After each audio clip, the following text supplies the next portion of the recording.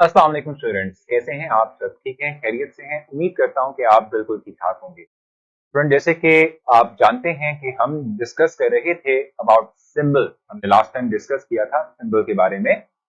आज हम थोड़ा सा उससे आगे चलते हैं और हम एलिमेंट और एटम की बात कर चुके, सिंबल की बात कर चुके। तो आज का लेक्चर जो होगा इसमें हम डिस्कस करेंगे कि वैलेंसी क्या होती है, और इसके साथ साथ ये भी देखेंगे कि जो कोवेलेंट कंपाउंड्स हैं और जो आनिक कंपाउंड्स हैं उनकी वैलेंसीज किस तरह से निकाली जाती हैं, किस तरह से हम उनको आइडेंटिफाई करते हैं। इसको हमने आज के लेक्चर में डिस्कस। तो जी स्टूडेंट, जैसे कि मैंने आपसे कहा कि हम वैलेंसी की बात करेंगे, तो वैलेंसी को हम दो बार से डिफाइन करेंगे। पहले हम जो फर्स्ट हमारा मेथड है वैलेंसी को डिफाइन करने का, उसको डिफाइन कर लेते हैं, क्योंकि बेसिकली तौर पे दो तरह से क्यों हम कह रहे हैं, डिपेंड करता है कि किस तरह का बॉन्ड बनाता है कोई एक एटम।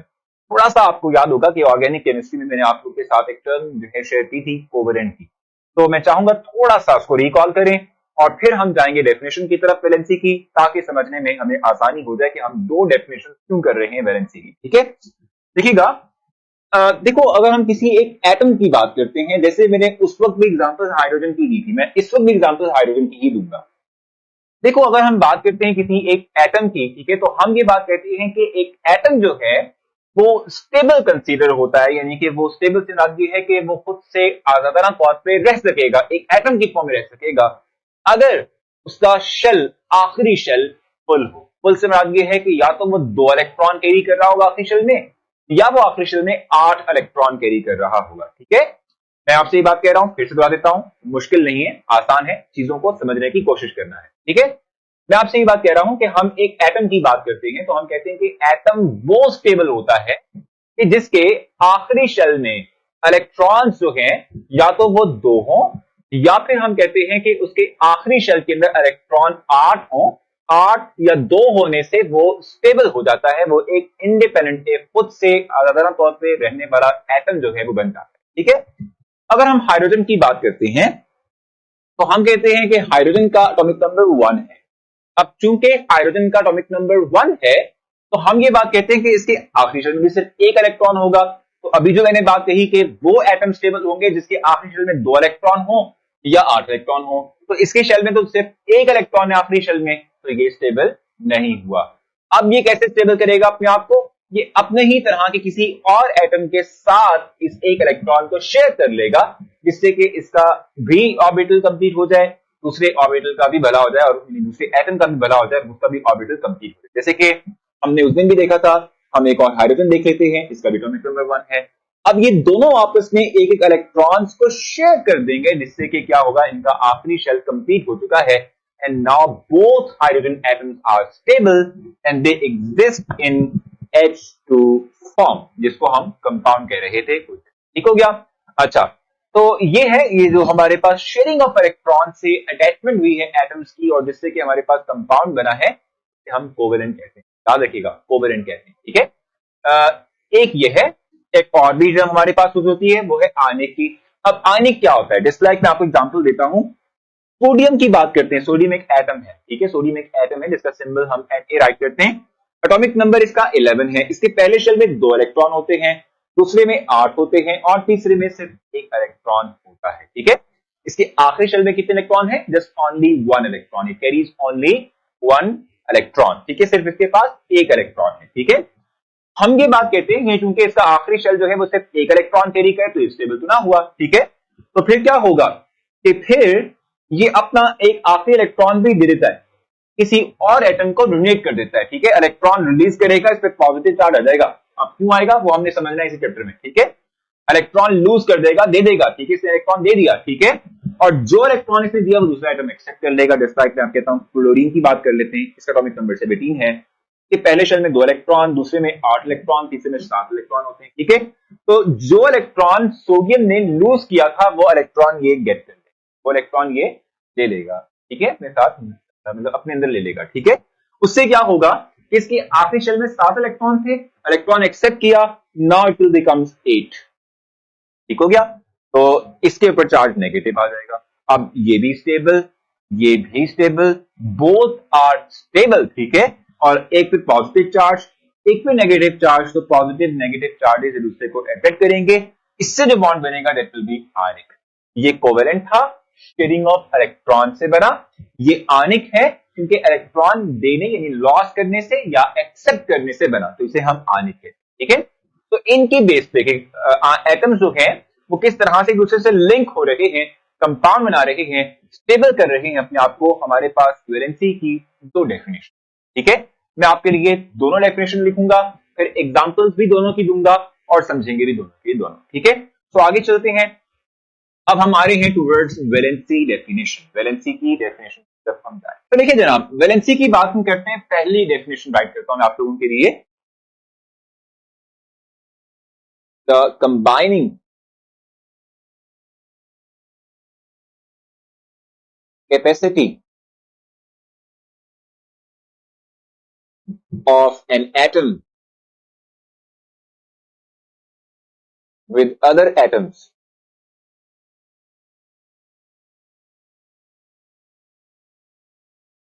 is called valency। ठीक है, एक एटम की वो सलाहियत कि जिसकी बुनियाद पर वो दूसरे एटम्स के साथ लिंक होगा, जुड़ेगा, बॉन्ड बनाएगा, इसको उसकी वैलेंसी कहते हैं। ये सिंपल है। जैसे कि फॉर एग्जांपल अभी हमने एग्जांपल देखी थी हाइड्रोजन की। हाइड्रोजन दूसरे हाइड्रोजन के साथ सिर्फ एक बॉन्ड बनाना था, ये इसकी वैलेंसी है। हाइड्रोजन की वैलेंसी 1। इसी तरीके से वी हैव मीथेन। अगर आप इस पे गौर करें तो इसमें कार्बन की वैलेंसी 4 है क्योंकि ये 4 हाइड्रोजन के साथ लिंक हो रहा है, कंबाइन हो रहा है। कंबाइनिंग कैपेसिटी 4 है, तो ये 4 इसकी वैलेंसी होगी। ठीक है, इसी तरीके से वी हैव अमोनिया। ये है, अगर आप इस पे गौर करें तो इसमें क्या है, नाइट्रोजन के साथ 3 हाइड्रोजन जुड़े हुए हैं। ये तीनों हाइड्रोजन ये इस बात को शो करते हैं कि नाइट्रोजन की कंबाइनिंग कैपेसिटी जो है वो 3 है, और ये क्योंकि 3 बॉन्ड आ रहा है। ठीक है, तो हम ये बात कहेंगे कि valency of nitrogen will be, समझ आ गई है। तो combining capacity of an atom with other atoms is called valency, यानी कि किसी एक एटम की वो सारी इसमें कि वो जितने बॉन्ड ला सकेगा उसकी हम उसको वैलेंसी कहते हैं। ठीक है, तो ये आ गया हमारे पास। एक और तरह से भी डिफाइन करते हैं, ये तो है कोवेलेंट के केस के अंदर। ठीक है, जिसमें हम इलेक्ट्रॉन को शेयर करते हुए बॉन्ड लाते हैं, लिंकेज करते हैं बॉन्ड्स की, एटम्स की, ताकि कंपाउंड बने। ठीक है, एक और है, जैसे मैंने आपसे कहा था कि एटम स्टेबल तब भी हो सकता है जब वो इलेक्ट्रॉन लूज करता है, दूसरा इलेक्ट्रॉन को एक्सेप्ट करता है। तो अब ये देख लेते हैं। हम ये बात कहते हैं कि the number of electrons, number of electrons lose or gain by the atoms is called its valency। ये उसकी वैलेंसी है, यानी कि वो एटम जितने इलेक्ट्रॉन देगा या वो जितने इलेक्ट्रॉन को एक्सेप्ट करेगा, ये उसकी वैलेंसी। जैसे कि हमने ये भी देखा था, सोडियम जो था वो 1 इलेक्ट्रॉन दे रहा था। इसका एटॉमिक नंबर 11, दो पहले शेल में, दूसरे शेल में 8 इलेक्ट्रॉन होते हैं, दूसरे शेल में 1 इलेक्ट्रॉन होते हैं। तो ये 1 इलेक्ट्रॉन दे रहा था, रिलीज कर रहा था, तो इसकी वैलेंसी क्या होगी, +1 होगी। हमने कहा क्लोरीन जो है इसका एटॉमिक नंबर 17 था, हमने कहा कि इसके पास पहले शेल में 2 इलेक्ट्रॉन, दूसरे में 8, तीसरे में 7 हैं। ये इलेक्ट्रॉन जो सोडियम ने लूज किया था वो क्लोरीन एक्सेप्ट कर रहा है, तो इसकी वैलेंसी क्या होगी, -1। ठीक हो गया। इसी तरह से अगर आप फर्दर देखें, ठीक है, तो हम ये बात कहते हैं कि हमारे पास जो है कैल्शियम है। ठीक है, अगर आप कैल्शियम पे गौर करें तो कैल्शियम जो है इसका एटॉमिक नंबर 20 होता है। ये पहले शेल में 2 इलेक्ट्रॉन, दूसरे में 8 इलेक्ट्रॉन, तीसरे शेल में भी 8 इलेक्ट्रॉन और चौथे शेल में 2 होते हैं। लेकिन कैल्शियम जो है ये लार्जर एटम है, तो इसको 8 का हिस्सा पूरा करना है आखिरी शेल में। ये करता क्या है कि ये 2 इलेक्ट्रॉन लूज करता है, जब 2 इलेक्ट्रॉन लूज करे तो इसमें +2 चार्ज आता है। ठीक हो गया। इस तरीके से अगर आप देखें, गौर करें तो ऑक्सीजन है। ठीक है, अगर हम ऑक्सीजन की बात कर लें, ऑक्सीजन का एटॉमिक नंबर क्या है हमारे पास, इसका एटॉमिक नंबर 8 होता है। इसके पहले शेल में 2 इलेक्ट्रॉन, दूसरे शेल में 6 इलेक्ट्रॉन है।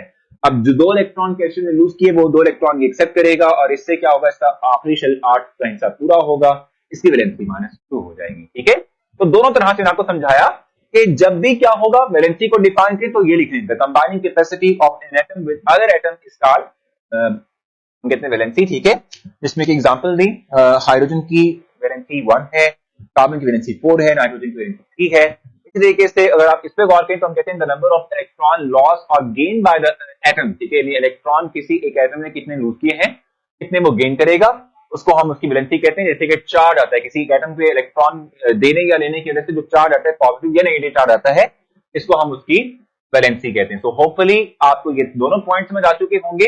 अब एक प्रॉब्लम है, और वो क्या है, वो ये है, अच्छा एक और चीज जो है मैं आपको समझाने की कोशिश करता हूं, आई होप सो कि आपको वो समझ भी आ जाएगी।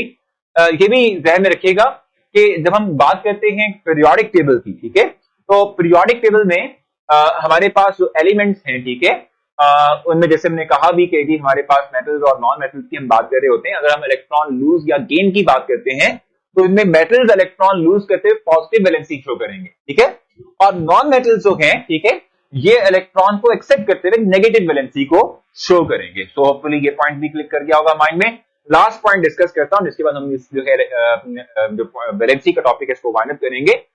एक जो लास्ट पॉइंट है वो ये है कि बाज़ औक़ात कुछ एलिमेंट्स ऐसे हैं कि जिनकी वैलेंसी जो है वो वेरी करती है, वो एक नहीं होती, वो डिफरेंट होती है। जस्ट लाइक अगर आप देख लें FeSO4, Fe2SO4 ये दो है हमारे पास, ठीक है, एक FeSO4 है और एक है Fe2SO3, ठीक है। अगर हम इन पे गौर कर ले, ठीक है, पहला वाला जो है इसे हम कहते हैं फेरस सल्फेट,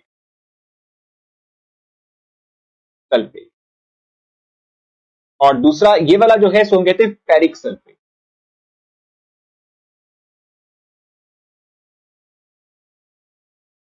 ये है फेरस सल्फेट और वो है फेरिक सल्फेट। डिफरेंस क्या है इनके दरमियान?